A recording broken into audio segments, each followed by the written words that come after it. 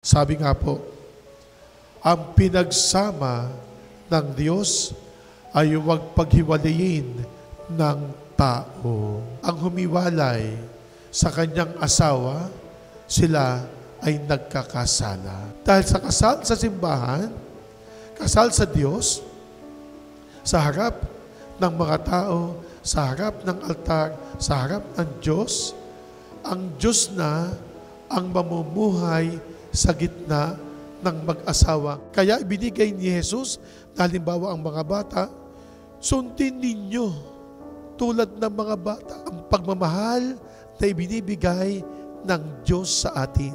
Ang bata, tawagin mo lamang, bigyan mo lang ito ng candy, susunod sa iyo. Para sa kanila, iniibig mo ang mga bata.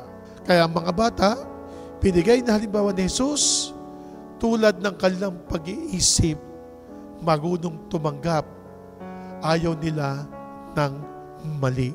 Huwag niyong gagayahin ang gawa ng mga matatanda na mali ang kanilang ginagawa.